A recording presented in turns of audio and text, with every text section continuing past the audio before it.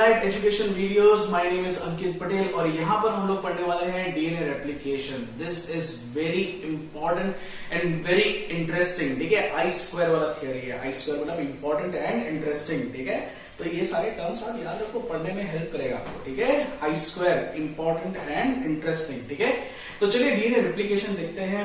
DNA replication को समझने के लिए सबसे अच्छा है एनिमेशन, लेकिन अभी तक मैं इतना एडवांस नहीं पे मैं एनिमेशन बना पाऊं। ठीक है, तो मैंने कुछ ट्राई किया है कि कुछ एनिमेशंस लेके मैंने जो ऑलरेडी बने हुए हैं वो उसमें से कुछ पार्ट्स लेके मैंने ये वीडियो में समझाने का ट्राई किया है। ठीक है, और अपने से भी मैं बोर्ड में आपको समझाऊंगा। तो this video is not meant for copying anything and publishing it as my work, लेकिन मेरा यहाँ पर मोटिव इतना ही है कि आपको डीएनए रेप्लिकेशन सबसे अच्छे तरीके से समझ में आए। ठीक है, तो चलिए यहाँ पर डीएनए रेप्लिकेशन हम लोग पढ़ना शुरू करते हैं। तो देखते हैं सबसे पहला हमें क्या चाहिए। तो डीएनए रेप्लिकेशन के लिए चाहिए क्या?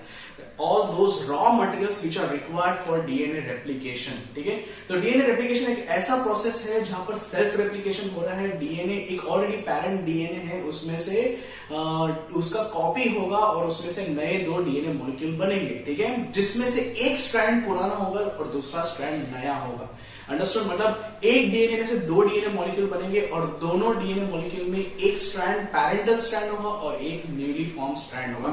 ये चीज हम लोग ने मेजरसन एंड स्टाल एक्सपेरिमेंट थ्रू समझ ली है लास्ट वीडियोस में। ठीक है, लास्ट वीडियो में। तो आइए चलिए डीएनए रेप्लिकेशन कैसे होता है वो समझ लेते हैं। चलो, first will talk about what are the raw materials that are required for DNA replication. तो डीएनए रेप्लिकेशन के लिए हम लोग चाहिए सबसे पहले तो पॉलीमराइजिंग एक्टिविटी है, तो हमें मोनोमर्स चाहिए। ठीक है, that is deoxyribonucleotides. We require deoxyribonucleotides. ठीक है, तो हमें डीऑक्सीराइबोन्यूक्लियोटाइड्स चाहिए, लेकिन डीऑक्सीराइबोन्यूक्लियोटाइड्स भी कैसे फॉर्म में चाहिए? तो अगर डीऑक्सीराइबोन्यूक्लियोटाइड्स के बारे में बात करते हैं तो it can be depending on different nitrogenous base. It can be deoxyadenosine monophosphate. It can be deoxyadenosine monophosphate। Understood? मतलब अगर देखो हम लोग सिर्फ एक ही फॉस्फेट होता है तो उसको डीऑक्सीएडेनिलिक एसिड भी बोल सकते हैं। ठीक है, आप लोग बोर्ड पे देख सकते हो। चलो, अगर एडिनोसाइन, चलो मान लो कि पहले हमारे पास एडिनोसाइन ट्राइफॉस्फेट है। जब एडिनोसाइन होता है तो उसमें राइबोज शुगर होता है। ठीक है, एडिनोसाइन ट्राइफॉस्फेट है ATP. Understood? It is energy currency molecule, right? तो एटीपी में से अगर दो फॉस्फेट निकाल देते तो बन जाएगा AMP, that is energy adenosine monophosphate. Obviously इसमें एनर्जी भी निकल जाएगी। ठीक है, ये मॉलिक्यूल में से एनर्जी भी निकलेगा। Understood? So it will form adenosine monophosphate. अब ये है एक मोनोमर, लेकिन आरएनए के लिए। ठीक है, हम लोग को चाहिए डीएनए के लिए मोनोमर, तो यहां पर राइबोज शुगर कैसा होगा? डीऑक्सी। ठीक है, तो चलिए फिर से देख लेते हैं जो हम लोग ने ये अभी एडिनोसाइन ट्राइफॉस्फेट के साथ देखा, वही चीज हम लोग डीएनए के लिए देख लेते हैं। ठीक है, तो डीएनए के लिए क्या होना चाहिए? डीऑक्सीएडेनोसाइन ट्राइफॉस्फेट। अंडरस्टूड? डीऑक्सीएडेनोसाइन ट्राइफॉस्फेट, जिसमें से बनेगा डीऑक्सीएडेनोसाइन मोनोफॉस्फेट। अंडरस्टूड? ऑब्वियसली एनर्जी इसमें भी इवॉल्व होगा, तो क्या बनेगा? डीऑक्सीएडेनोसाइन मोनोफॉस्फेट।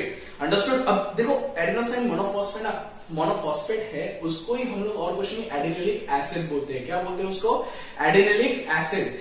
क्योंकि यहां पर डीऑक्सीराइबोज शुगर है तो इसको बोलेंगे डीऑक्सीराइबोज और डीऑक्सीएडेनिलिक एसिड। अंडरस्टूड? ऐसे ही डीऑक्सीगुएनिलिक एसिड है, डीऑक्सीसाइक्लिनिक एसिड है, डीऑक्सीथाइमिनिलिक एसिड है। अंडरस्टूड? जैसे एटीपी है, वैसे जैसे एटीपी में से एएमपी बनता है, वैसे ही सीटीपी में से सीएमपी बनेगा, जीटीपी में से जीएमपी बनेगा, और क्या बचता है? ATP, GTP, CTP, and one more thing is TTP में से बनेगा TMP, that is thymine triphosphate में से बनेगा थायमिन मोनोफॉस्फेट। अंडरस्टूड? तो इस तरीके से चार नाइट्रोजनस बेस वाले अलग अलग डीऑक्सीराइबोज शुगर वाले मोनोमर्स बनते हैं। ठीक है, और ये सब में जब 2 फॉस्फेट निकलते हैं तो ये सारे टाइप के ट्राइफॉस्फेट, जिसमें अलग अलग नाइट्रोजनस बेस है, ये सारे टाइप के ट्राइफॉस्फेट मॉलिक्यूल्स नहीं बोलते हैं, मतलब ये चारों चार मॉलिक्यूल्स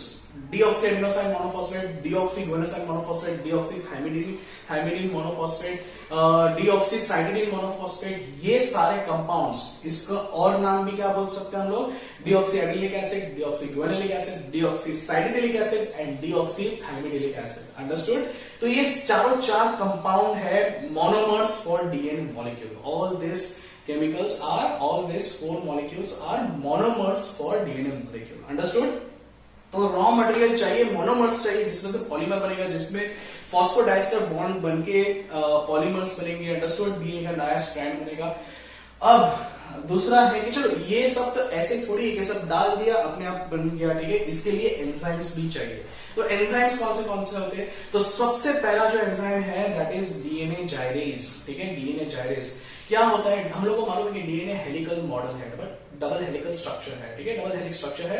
अब इसको सीधा करना है तो इसके लिए चाहिए DNA gyrase. In bacteria DNA gyrase is there and in eukaryotic cell it is topoisomerase. It is topoisomerase. ठीक है, देखो बहुत कम डिफरेंस होते हैं बैक्टीरिया के डीएनए रेप्लिकेशन मशीनरी में और यूकैरियोटिक सेल में डीएनए रेप्लिकेशन की मशीनरी में। ठीक है, और एंजाइम्स भी कुछ ही एंजाइम्स डिफरेंट होते हैं, बाकी सारे एंजाइम्स सेम होते हैं। और क्या क्या चाहिए? तो डीएनए रेप्लिकेशन में सबसे पहले डीएनए जाइरेज और इन यूकैरियोटिक सेल टोपोआइसोमरेज। ठीक है, दूसरा है DNA helicase enzyme. Understood? Helicase enzyme क्या करेगा कि जो डीएनए के दो स्ट्रैंड है वो डीएनए के स्ट्रैंड को अलग करेगा। ठीक है, it will separate two strands of DNA molecule, तभी तो फिर रेप्लिकेशन होगा ना हर एक स्ट्रैंड पे। अंडरस्टूड? उसके बाद हमें चाहिए SSB protein, single stranded binding protein. ठीक है, सिंगल स्ट्रैंड बाइंडिंग प्रोटीन। तो जो दो स्ट्रैंड अलग हो गए हैं हेलिकेज से, वो वापस एक दूसरे के साथ बॉन्ड बना के सकते हैं ना। उसमें एडेनिन थाइमिन के साथ के बीच में हाइड्रोजन बॉन्ड बन सकता है, गुआनिन साइटोसिन के बीच में हाइड्रोजन बन सकता है। तो ये ना हो इसलिए एसएसबी प्रोटीन्स होते हैं। क्या होता है? SSB proteins. ठीक है, इसके बाद आता है हमारा मेन एंजाइम डीएनए पॉलीमरेज 3। ठीक है, जो पॉलीमराइजिंग एक्टिविटी करेगा, जिसका और एक नाम है डीएनए डिपेंडेंट डीएनए पॉलीमरेज। मतलब डीएनए को एज अ रेफरेंस लेगा, डीएनए सीक्वेंस को एज अ रेफरेंस लेके फिर उसमें डीएनए की नई पॉलीमरिक चेन बनाएगा। That's why it is called DNA dependent because it is taking reference as DNA strand, parental DNA strand को रेफरेंस लेके बना रहा है। That's why DNA dependent, और डीएनए की स्ट्रैंड को ही पॉलीमराइज कर रहा है, तो that's why it is called DNA dependent DNA polymerase. Understood? इस तरीके से इसका पूरा नाम है, उसको डीएनए पॉलीमरेज 3 भी बोला जाता है। ठीक है, ओके। इसके बाद जो और एक एंजाइम है, चलो सबसे पहले ऐसा है कि डीएनए पॉलीमरेज 3 सीधा स्टार्ट नहीं कर सकता। It can elongate, it can polymerise the DNA strand. ठीक है, एक बार बनना शुरू हो गया ना तो डीएनए पॉलीमरेज 3 बना सकता है, लेकिन इनिशिएट नहीं कर सकता। तो इनिशिएट करने के लिए कौन सा एंजाइम होता है? That is primase enzyme. ठीक है, primase enzyme is nothing but RNA polymerase. It is a kind of RNA polymerase. ठीक है, जो पहले एक आरएनए का पॉलीमर बनेगा जिसको हम लोग प्राइमर बोलते हैं। प्राइमर नाम क्यों है? क्योंकि हम लोग जब पेंट करते हैं तो पहले प्राइमर लगाते हैं ना। अभी नहीं, हम लोग जब भी पेंट करते हैं तो पहले प्राइमर लगाते हैं, उसके बाद पेंट लगाते हैं। ठीक है, तो यहां पर भी कुछ ऐसा ही है कि डीएनए चेन बनेगा, उससे पहले यहां पर प्राइमर्स बनते हैं। अंडरस्टूड? प्राइमर्स ठीक होते हैं, बाद में वहां से उसका इलोंगेशन होते होते डीएनए बनता है। ठीक है, उसका इलोंगेशन में डीएनए बनेगा। ठीक है, तो ये आरएनए प्राइमर जो लगता है that is done by RNA polymerase, तो हमें उसको प्राइमेज भी बोलते हैं। तो यहां पर एक एंजाइम प्राइमेज चाहिए। उसके बाद अच्छा, और एक चीज मैं आपको बताना भूल गया, डीएनए पॉलीमरेज 3 जो है उसके साथ बीटा क्लैंप भी लगता है, because beta clamp is helping. चलो बीटा क्लैंप के बारे में भी बात करते हैं। बीटा क्लैंप लगता है और क्लैंप लोडर लगता है। ठीक है, क्लैंप लोडर। ये क्लैंप लोडर क्या करता है? क्लैंप को सेट करता है डीएनए में। ठीक है, डीएनए के स्ट्रैंड्स में सेट करता है, और क्लैंप और जो बीटा क्लैंप है वो डीएनए पॉलीमरेज को बाइंड करके डीएनए का पैरेंटल स्ट्रैंड में ले आता है। अंडरस्टूड? सो ये फंक्शन है क्लैंप लोडर का और बीटा क्लैंप का। अंडरस्टूड? तो हम लोग ने कौन से एंजाइम्स देखे और कौन से प्रोटीन्स देखे? तो डीएनए जाइरेज, डीएनए हेलिकेज, फिर DNA polymerase 3, clamp loader, beta clamp, primase और आरएनए पॉलीमरेज।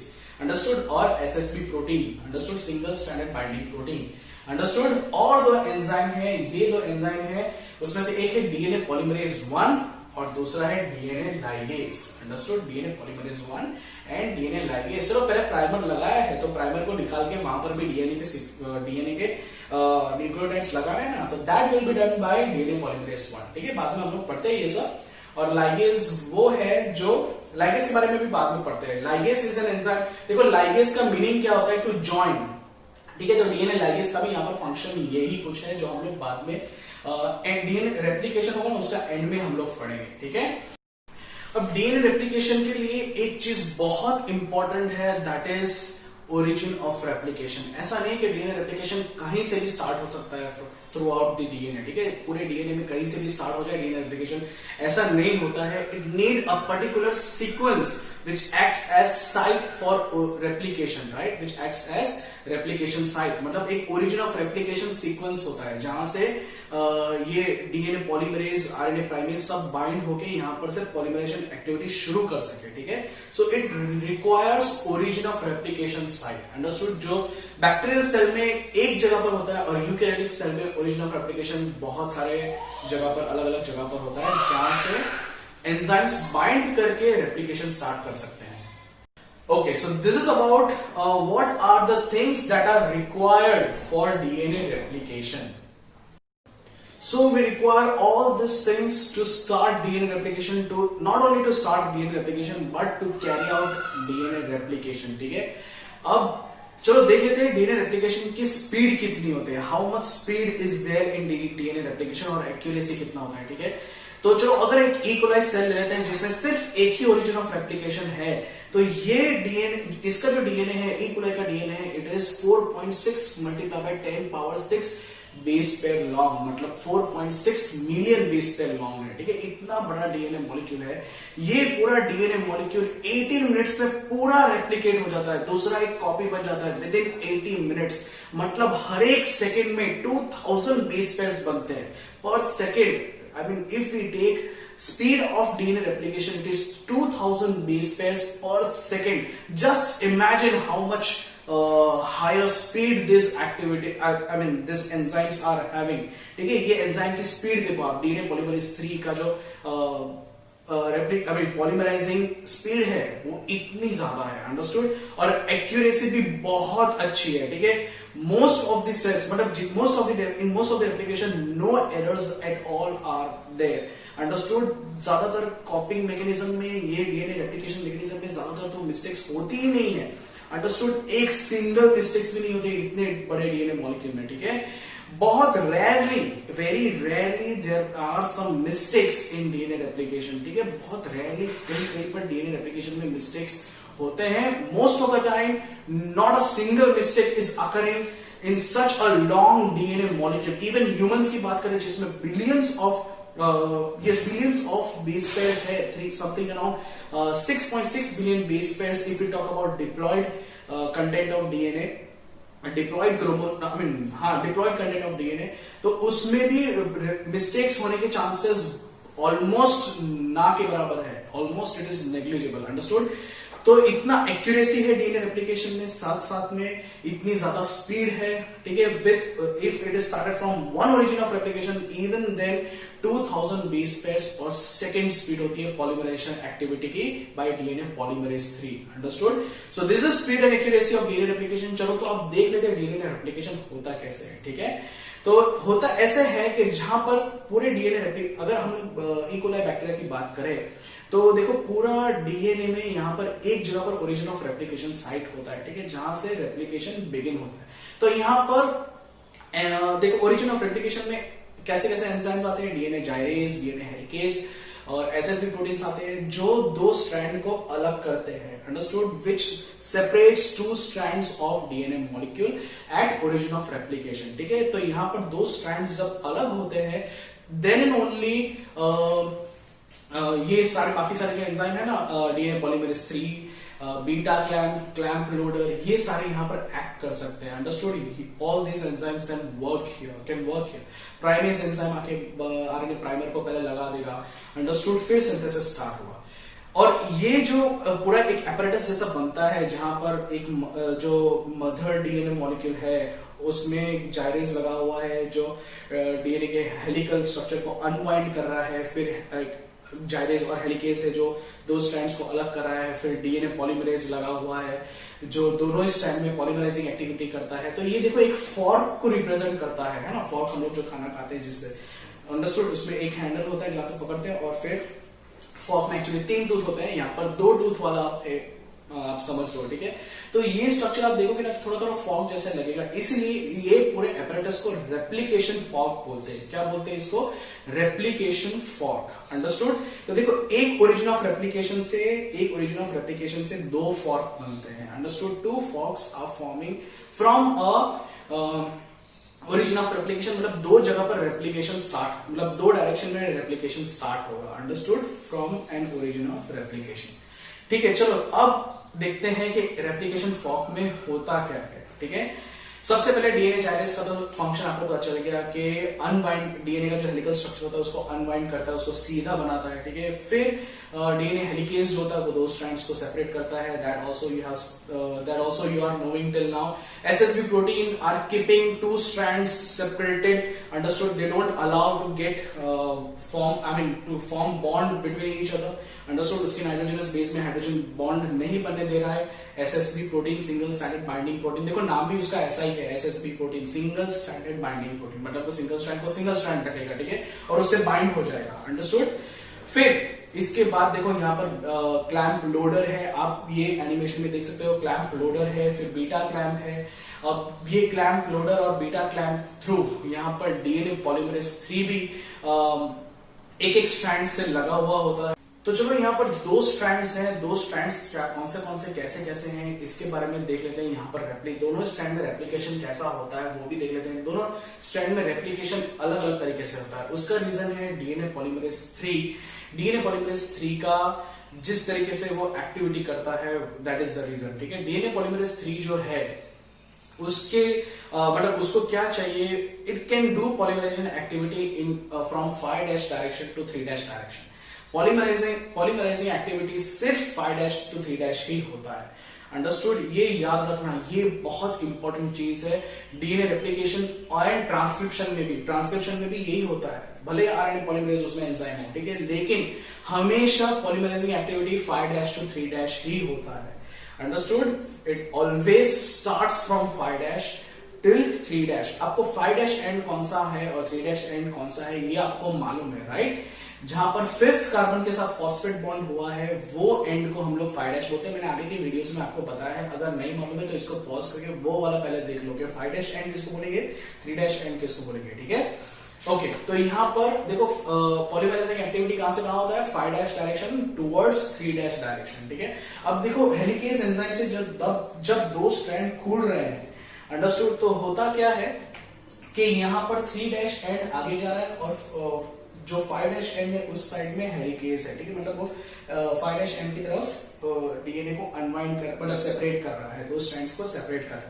तो यहाँ पर 3' है और यहाँ पर 5' की तरह वहां पर खुल रहा है, 2 स्ट्रैंड्स ओपन हो रहे हैं। तो देखो पॉलीमराइजिंग एक्टिविटी यहाँ पर बहुत इजी है, ठीक है। 5' टू 3' बनाते रहना है कंटिन्यूसली। एक बार प्राइमर लग गया प्राइमेज एंजाइम से, उसके बाद डीएनए पॉलीमरेज उसको कंटिन्यूसली बनाते रहेगा, ठीक है। आप लोग वीडियोस में अभी एनिमेशन में देख रहे हो, ठीक है। तो it will be very easy for DNA polymerase to synthesize this strand, newly formed strand on parental strand very easily। और देखो यहाँ पर रेप्लिकेशन होता भी कैसे, जो नया स्ट्रैंड बन रहा है ना वो भी कैसे बन रहा है कि अगर पेरेंटल स्ट्रैंड में जहां पर A है, एडेनिलिक एसिड है, डीऑक्सी एडेनिलिक एसिड है, उसके सामने हमेशा आएगा थायमिडिलिक एसिड। जहां पर थायमिडिलिक एसिड है उसके सामने हमेशा आएगा डीऑक्सी थायमिडिलिक एसिड, उसके सामने हमेशा आएगा डीऑक्सी एडेनिलिक एसिड। जहां पर डीऑक्सी साइटिडिलिक एसिड है उसके सामने हमेशा आएगा डीऑक्सी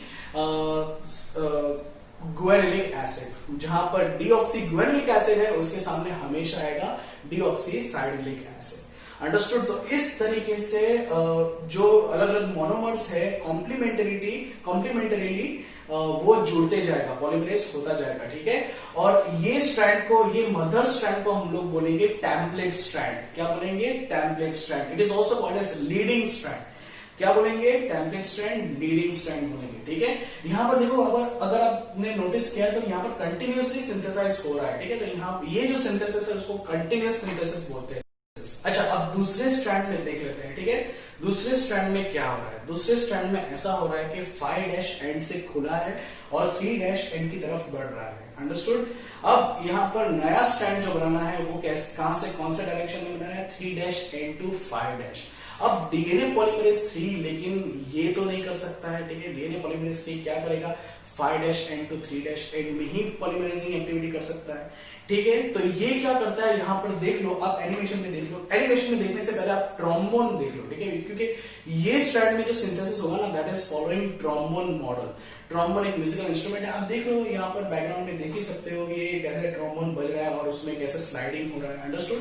तो कुछ ऐसा ही डीएनए की जो लैगिंग स्ट्रैंड है, ये स्ट्रैंड को लैगिंग स्ट्रैंड बोलते हैं। जो लैगिंग स्ट्रैंड है उसमें भी कुछ ऐसा ही यहाँ पर होता है, ठीक है।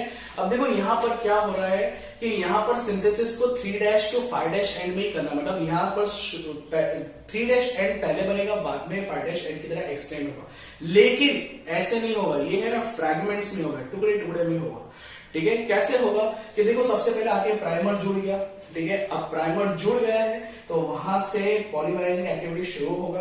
अंडरस्टूड। शुरू होगा तो जब तक ये शुरू होगा तब तक हेलिकेज ने भी बहुत सारा डीएनए को अनवाइंड, मतलब स्ट्रैंड को सेपरेट कर दिया है, ठीक है। ये ट्रोम्बोन स्लाइड जैसे नीचे आ रहा है ना, वैसे डीएनए का ये स्ट्रैंड भी ज्यादा खुल गया है, वो भी नीचे आएगा, ठीक है। अब देखो यहाँ पर ये यहाँ पर 3' एंड में हो गया, 5' टू 3' एंड यहाँ पर पॉलीमराइजिंग एक्टिविटी हुआ। फिर यहाँ पर जो अभी डीएनए के आगे अगर 3' एंड की तरफ, अगर 5' एंड की तरफ जाते हैं तो वहां पर भी दूसरा प्राइमर लगेगा, फिर वहां से नया डीएनए स्ट्रैंड बनेगा। ऐसे करते करते करते करते बनता जाएगा। अंडरस्टूड। बहुत सारे अलग अलग टुकड़ों में बनेगा and this fragments are called Okazaki fragments. They are called Okazaki fragments. Understood. तो ये हर एक फ्रैगमेंट्स को हम लोग ओकाजाकी फ्रैगमेंट्स बोलते हैं। अंडरस्टूड। और देखो हर एक फ्रैगमेंट्स में पहले आरएनए प्राइमर है। हाँ, ऊपर वाला जो है लीडिंग स्ट्रैंड है उसमें एक ही आरएनए प्राइमर था, फिर कंटिन्यूअसली डीएनए बनता जा रहा था, ठीक है। कंटिन्यूअसली डीऑक्सीराइबोन्यूक्लियोटाइड का पॉलीमराइजिंग एक्टिविटी होता रहता था। लेकिन यहाँ पर क्या है, एक प्राइमर लगा, फिर प्राइमर लग के उसके बाद डीऑक्सीराइबोन्यूक्लियोटाइड का पॉलीमराइजिंग हुआ, फिर आगे दूसरी जगह पर प्राइमर लगा, फिर वहां से डीऑक्सीराइबोन्यूक्लियोटाइड का पॉलीमराइजिंग एक्टिविटी हुआ, यहाँ पर दूसरा आरएनए प्राइमर लगा तो यहाँ पर आके बंद हो गया। फिर आगे जो और अनवाइंड, मतलब जहां पर और स्ट्रैंड खुल गया है, मतलब ये स्ट्रैंड आगे और खुल गया है, वहां पर फिर से प्राइमर लगेगा, वहां से फिर से डीऑक्सीराइबोन्यूक्लिक एसिड का, डीऑक्सीराइबोन्यूक्लियोटाइड्स का पॉलीमराइजिंग एक्टिविटी होगा। अंडरस्टूड। तो इस तरीके से Okazaki fragments from 3' end to 5' end बनते रहते हैं। अंडरस्टूड। हर एक ओकाजाकी फ्रैगमेंट में देखो पॉलीमराइजिंग एक्टिविटी 5' टू 3' हुआ है, लेकिन ओकाजाकी फ्रैगमेंट बनने का डायरेक्शन क्या है? 3' टू 5'। अंडरस्टूड। तो ये ऐसा बोलते हैं ना लोग, ऐसे नहीं तो ऐसे, तो यहाँ पर भी कुछ ऐसा ही हुआ है, ठीक है। देखो यहाँ पर ऐसे बनते जा रहा है, ठीक है, ऐसे बनते जा रहा है। और ये स्ट्रैंड में कैसे बनते जा रहा है? तो भाई पहले यहाँ पर, यहाँ से यहाँ बनेगा, फिर यहाँ से यहाँ बनेगा, फिर यहाँ से यहाँ बनेगा। इस तरीके से आरएनए मॉलिक्यूल, इस तरीके से डीएनए का ये स्ट्रैंड, लैगिंग स्ट्रैंड पे नया स्ट्रैंड बनते रहता है। अंडरस्टूड। तो this is called discontinuous synthesis, ठीक है। यहाँ पर देख सकते हो कि हर ओकाजाकी फ्रैगमेंट के बीच में गैप है। अंडरस्टूड। देयर इज गैप, मतलब दो ओकाजाकी फ्रैगमेंट के बीच में यहाँ पर जो डीएनए, यहाँ पर जो लास्ट न्यूक्लियोटाइड है और यहाँ पर फर्स्ट न्यूक्लियोटाइड है, उसके बीच में फॉस्फोडाइस्टर बॉन्ड नहीं है। Understood? So there is a gap between two fragments, each two consecutive fragments. That's why this kind of synthesis is called discontinuous synthesis. इसको क्या बोलते हैं? और देखो सिंथेसिस का पैटर्न भी देखे तो ऐसा नहीं कि कंटिन्यूसली बनते जा रहा, बनते जा रहा, बनते जा रहा, ऐसा नहीं। ये बन गया, बाद में यहां से फिर से बनेगा, बाद में यहां से फिर से बनेगा। अंडरस्टूड? तो डिसकंटिन्यूअस पैटर्न है बनने का। यहाँ पर डीएनए सिंथेसिस का पैटर्न कैसा है? डिसकंटिन्यूअस है। तो इसलिए ये सिंथेसिस को हम लोग डिसकंटिन्यूअस सिंथेसिस बोलते हैं। And this is called lagging strand of DNA, जहां पर ये नया ओकाजाकी फ्रैगमेंट्स बने हैं, ठीक है। अब देखो क्या होता है कि देखो ये जो जहां पर कंटिन्यूअस सिंथेसिस हुआ है, लीडिंग स्ट्रैंड पे जो नया स्ट्रैंड बना है उसमें एक ही प्राइमर था, ठीक है। लेकिन जो लैगिंग स्ट्रैंड पे बना है उसमें बहुत सारे प्राइमर्स है, हर एक ओकाजाकी फ्रैगमेंट्स में एक एक प्राइमर्स है। तो यहां पर क्या होगा, अभी आएगा डीएनए पॉलीमरेज 1, ठीक है।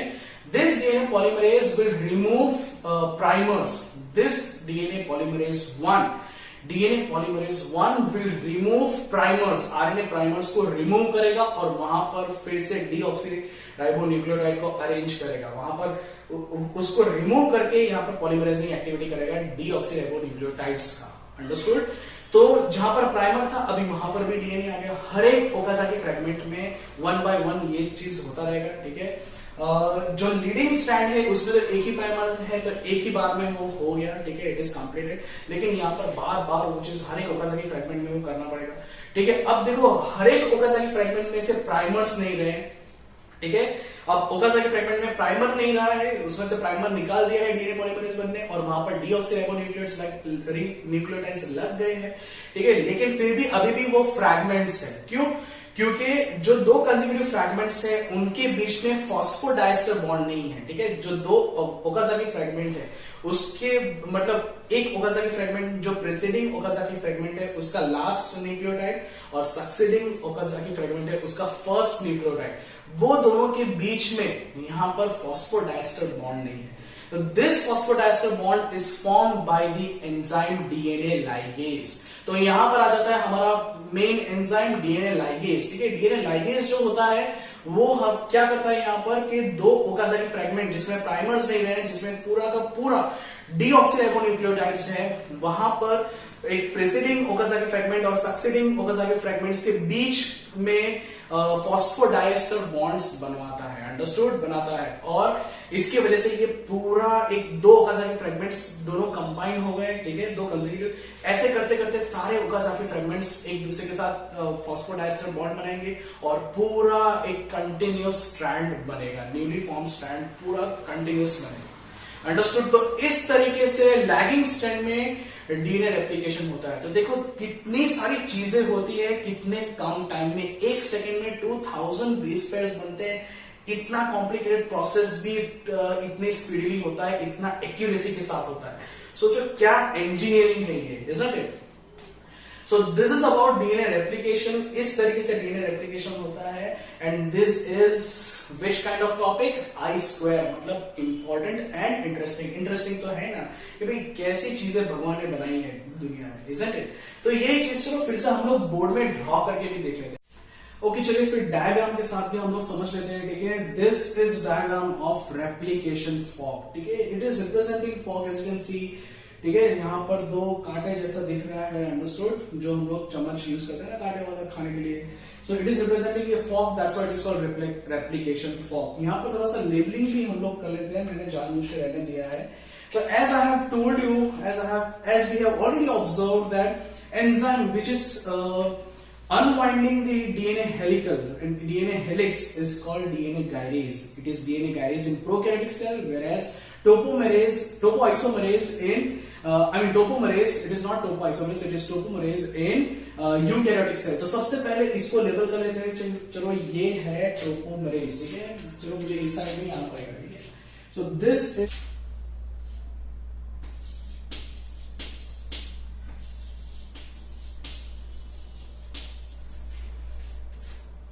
So first this is DNA gyrase, ठीक है। टोपोआइसोमरेज हम लोग यहाँ पर नहीं लिखेंगे because it is eukaryotic cell and in our syllabus prokaryotic cell is there, so we will label it here DNA gyrase, ठीक है।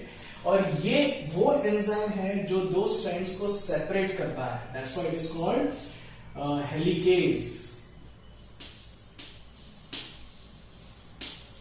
understood? And this small unit-like structures are not letting two strands to form hydrogen bond between their nitrogenous bases. They are called SSB proteins. Understood? चलो अब यहाँ पर देख लेते हैं। चलो एक सबसे पहले हम लोग प्राइमर येलो कलर से लगाएंगे, ठीक है, क्योंकि हम लोग ने वहां पर एनिमेशन में भी येलो कलर में देखा था ना। तो ठीक है, चलो यहां से अगर शुरू हो कर रहे हैं हम लोग, तो देखो यहाँ पर सबसे पहले एक आरएनए प्राइमर लगेगा with the help of enzyme primase और आरएनए पॉलीमरेज, अंडरस्टूड। तो देखो यहाँ पर सबसे पहला जो एंड है उसको हम लोग बोलेंगे 5' एंड, isn't it? उसके बाद जैसे ही 5' एंड बन गया, यहाँ पर प्राइमर लग गया, बाद में यहाँ पर डीएनए पॉलीमरेज 3 ने पॉलीमरेजिंग एक्टिविटी शुरू कर दी होगा, अंडरस्टूड। तो जैसे जैसे ये हेलिकेज एंजाइम जैसे दो स्ट्रैंड्स को अलग कर रहा है वैसे ये बनना कंटिन्यूस रहेगा, ठीक है। This is 3' and, understood. तो ये इस स्ट्रैंड को हम लोग बोलेंगे लीडिंग स्ट्रैंड।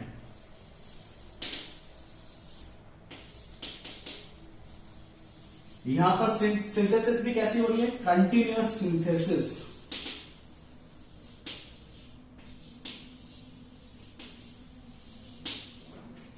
अंडरस्टूड। अब चलो यहां पर देख लेते हैं यहां पर भी कैसे सिंथेसिस हो रहा है। तो सबसे पहले तो यहां पर ये वाला पोर्शन ओपन हुआ होगा, ये जब हेलिकेज एंजाइम जब ये दो स्ट्रैंड्स को ओपन कर रहा है तो यहां पर सबसे पहले ये यहां पर बना होगा, फिर यहां पर बना होगा, यहां पर बना होगा। तो देख लेते हैं यहां पर भी कैसे बनता है। तो चलो सबसे पहले लग गया होगा प्राइमर, अंडरस्टूड। प्राइमर लगने के बाद पॉलीमराइजिंग एक्टिविटी हमेशा 5' to 3' होता है, ठीक है। अब मान लो ये यहां पर 5' है, अंडरस्टूड। मान लो नहीं यहां पर ही 5' आएगा, तो यहां पर फिर डीएनए पॉलीमरेज इस साइड ये डायरेक्शन में होगा, इजंट इट। तो यहां पर हो गया 3', ठीक है। फिर से ये एक बन गया ओकाजाकी फ्रैगमेंट, ठीक है। फिर से आरएनए प्राइमर प्राइमेज एंजाइम आएगा, आरएनए प्राइमर को लाइगेट यहां पर फॉर्म करेगा, फिर आगे डीएनए का पॉलीमराइजिंग एक्टिविटी होगा और यहां पर भी बन गया एक दूसरा फ्रैगमेंट, अंडरस्टूड। यहां पर भी ये 5' है और ये एंड 3', अंडरस्टूड। फिर से यहां पर आरएनए प्राइमर लगेगा और उसके आगे डीएनए पॉलीमरेज एक्टिविटी होती रहेगी, ठीक है। तो यहां पर भी देखो 5' एंड है और यहां पर है 3' एंड, अंडरस्टूड। तो देखो यहां पर 3 ओकाजाकी फ्रैगमेंट्स लगेगा, ऐसे बहुत सारे ओकाजाकी फ्रैगमेंट्स बनते हैं। फिर क्या होगा यहां पर देखो, ये समझ में आ रहा है आपको। देखो एक्चुअली सिंथेसिस हो रहा है 3' to 5', इजंट इट। लेकिन ये किस तरीके से सिंथेसिस हो रहा है कि भाई चलो यहां पर 5' to 3' तो पॉलीमराइजिंग एक्टिविटी होगा, 3' to 5' तो हो ही नहीं सकता है। तो चलो भाई ऐसे करके बनाते हैं। फिर यहां पर जैसे खुलेगा थोड़ा सा आगे, यहां पर नहीं लेकिन थोड़ा सा आगे आरएनए प्राइमर लगेगा, फिर सिंथेसिस ऐसे होगा। फिर यहां पर आरएनए प्राइमर जब ये खुल जाएगा, ये वाला पोर्शन, ये दो स्ट्रैंड्स अलग हो जाएंगे, तब यहां पर फिर से आरएनए प्राइमर लगेगा, फिर पॉलीमराइजिंग एक्टिविटी ऐसे यहां पर चलते रहेगा, अंडरस्टूड। Understood this. आगे देख लेते हैं क्योंकि अभी आगे यहां पर क्या होता है। तो यहां पर क्या होता है कि देखो आरएनए प्राइमर है यहां पर, ठीक है। अब डीएनए पॉलीमरेज 1 एंजाइम आएगा और क्या करेगा, इसको रिमूव करेगा, ठीक है। DNA polymerase 1 enzyme will remove this, will remove ribonucleotides, and in place of ribonucleotides it will place deoxyribonucleotides, understood। it will place deoxyribonucleotides, ठीक है। यहां पर भी एक एक हर एक ओकाजाकी फ्रैगमेंट में डीएनए पॉलीमरेज 1 जो है it will remove ribonucleotide and it will add deoxyribonucleotide, it will add deoxyribonucleotide, understood।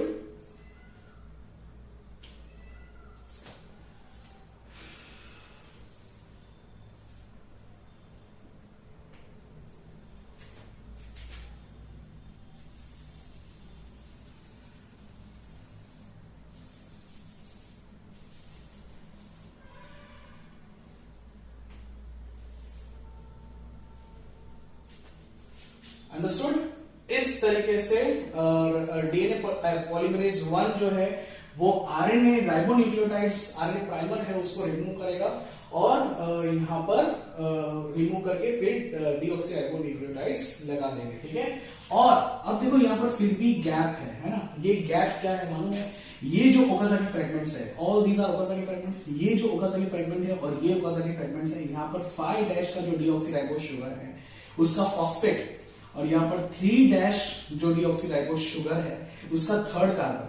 तो यहां पर जो लास्ट है और आई मीन यहां जो पहला है फर्स्ट है, अंडरस्टूड। नहीं यहां इसका ये वाले में लास्ट बोलेंगे, ऑलवेज 5' वाला फर्स्ट बोलेंगे। 3' का जो लास्ट डीऑक्सीराइबोस शुगर है उसका थर्ड पोजीशन वाला कार्बन, और यहां पर ये जो 5' एंड है उसमें फॉस्फेट है, उसके बीच में फॉस्फोडाइस्टर बॉन्ड बनना चाहिए। That will be achieved by DNA ligase, understood? It will be achieved by DNA ligase, understood. तो वो यहां पर देखो, यहां पर ऐसा दिखा देते हैं कि चलो ये बन रहा है, अंडरस्टूड।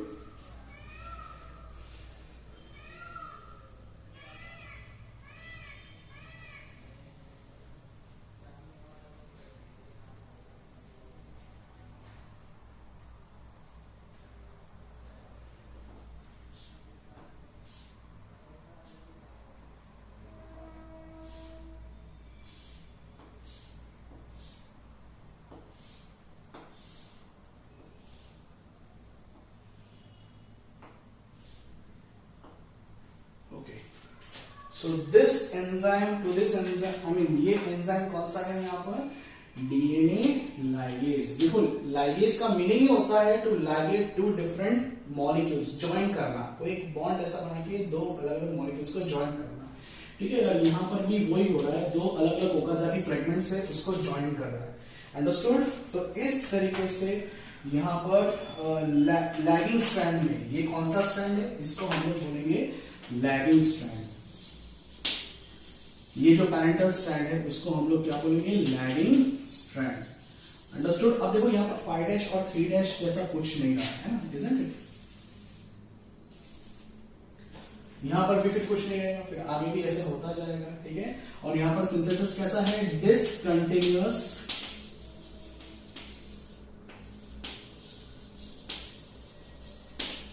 Synthesis, understood. तो इस तरीके से डीएनए का रेप्लिकेशन होता है, एंड दिस इज अगेन यहां पर I² याद रखना, ठीक है, that is interesting and important, understood. तो ये वाला स्ट्रक्चर आप लोग अच्छे से समझ लेना कि कैसे एक एक स्ट्रक्चर होता है। जो ओकाजाकी फ्रेगमेंट मैंने लेवल ली के, मैं इसको ओकाजाकी फ्रेगमेंट बता देता हूं, ठीक है। Let's label it as Okazaki fragment.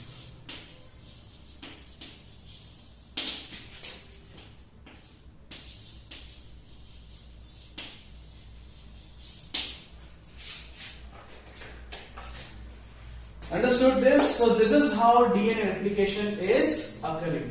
So this is about DNA replication. तो अभी आगे हम लोग नेक्स्ट वीडियो में नेक्स्ट टॉपिक देखेंगे, that will be probably transcription, that is formation of RNA molecules leading